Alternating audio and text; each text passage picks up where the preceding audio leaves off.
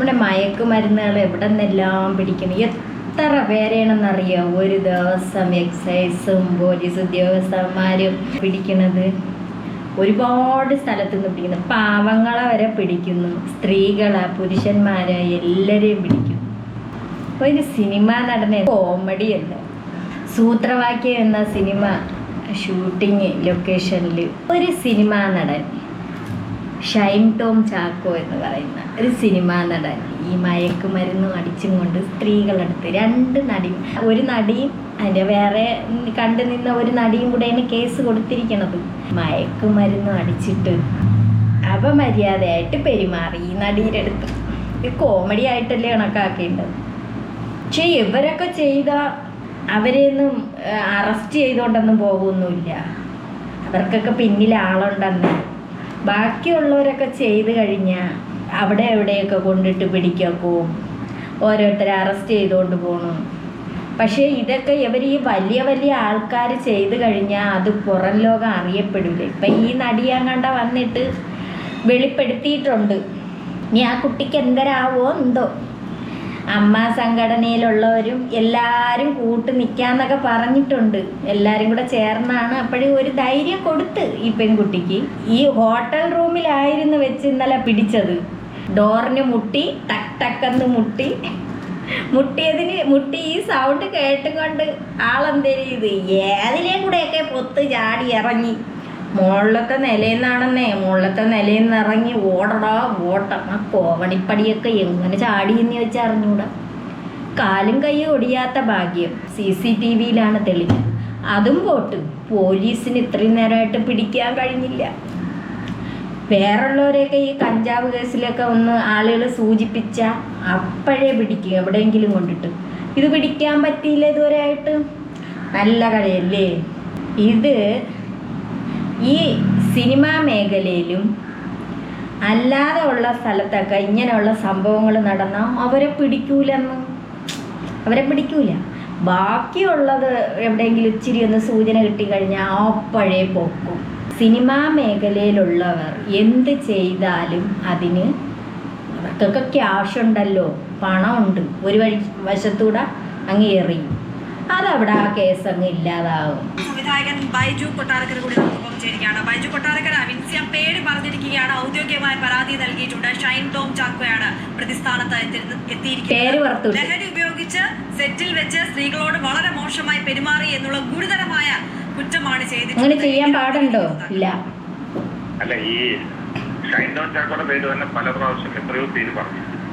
അയാളെ കൈയോടെ പിടികൂടിയതാണ്. എറണാകുളത്ത് നിന്ന് അയാളെ കൈയോടെ പിടികൂടിയതാണ്. അതോടൊപ്പം തന്നെ പല പ്രാവശ്യവും പിടിച്ചതാണ്. വെറുതെ അങ്ങ് വിട്ട്. അവർക്കൊന്നും ഒരു കുറ്റവും ഇല്ല. അവർക്കൊക്കെ എന്ത് സംഭവിച്ചാലും ഒരിക്കലും ഈ ശ്രീനാഥ് അതുപോലെ പ്രേഗമാട്ടിനെയും ഒക്കെ പോലീസ് റെയ്ഡ് ചെയ്ത് പിടിച്ചതാണ്.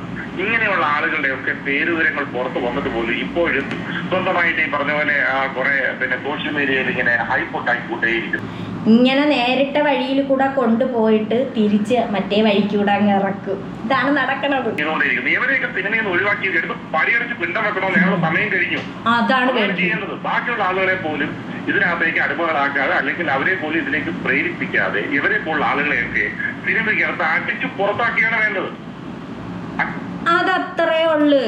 ഈ പറയുന്ന ഈ താതോന്നികളായിട്ട് നടക്കുന്ന കുറെ ആളുകൾ അവർ സിനിമ എന്ന് പറഞ്ഞോളെ കാണിക്കുന്ന പേക്കൂത്തുകൾ, സിനിമ എന്ന് പറഞ്ഞ് കാണിക്കുന്ന പേക്കൂത്തുകൾ, അങ്ങനെയാണ് ഞാൻ പറഞ്ഞത്. ആ കാണിക്കുന്ന ചില കാര്യങ്ങൾ, അതിന്റെ ഉദാഹരണത്തിന് ഇപ്പൊ റിലീസാവായിരിക്കും സിനിമകൾ എടുത്ത് നോക്കിയാൽ മതി. 400 സിനിമകൾ റിലീസാവാനിരിക്കുന്നു. ആരാ നടനെന്നറിയില്ല, ആരാ നടിയെന്നറിയില്ല.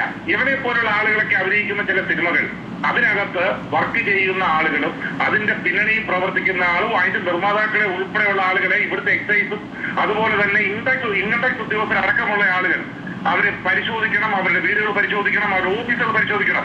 ഇടി കൊടുക്കുമ്പോ പറയില്ലേ ഇങ്ങനെ ടിഷു എന്ന് പറഞ്ഞാൽ ഇടി കൊടുക്കുമ്പോ പറയൂന്നേ. അത് അവരത് ചെയ്യൂല. അതുകൊണ്ടാണ് അവർ പിന്നെ ഒരു വശത്തൂടെ കാണിക്കണത്. അമ്മ സംഘടനയിൽ എന്തെല്ലാം കാണിച്ചു കൂട്ടി, എന്തെല്ലാം പ്രശ്നങ്ങളുണ്ടായി. എന്നിട്ട് അവർക്കൊക്കെ വല്ല കൂസലുണ്ട്. അവരൊരു വഴിക്കൂടെ പോയില്ലേ.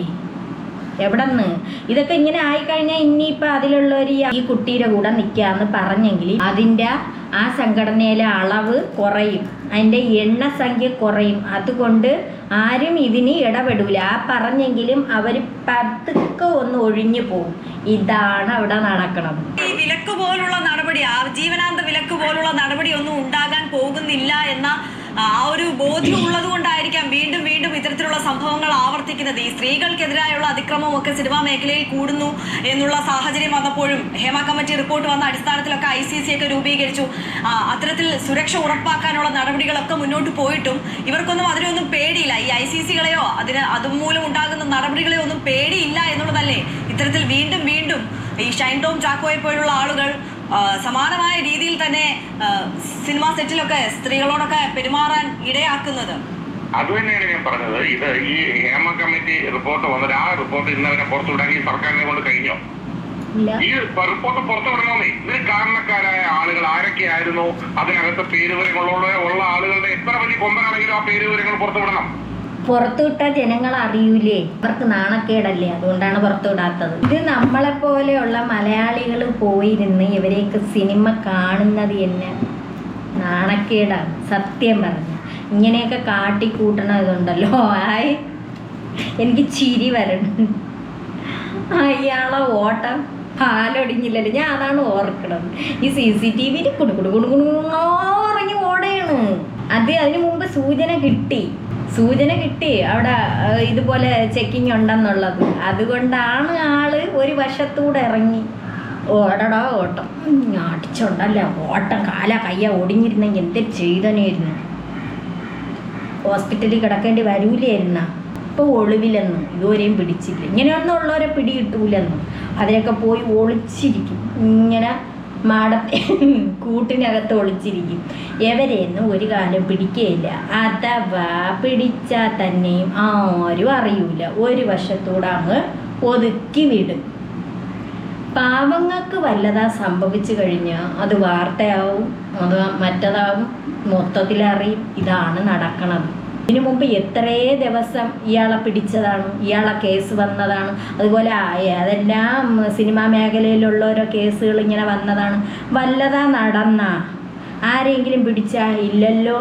പിന്നെ ഇനി അങ്ങോട്ടും ഇങ്ങനെ തന്നെയാണ് പോണത്.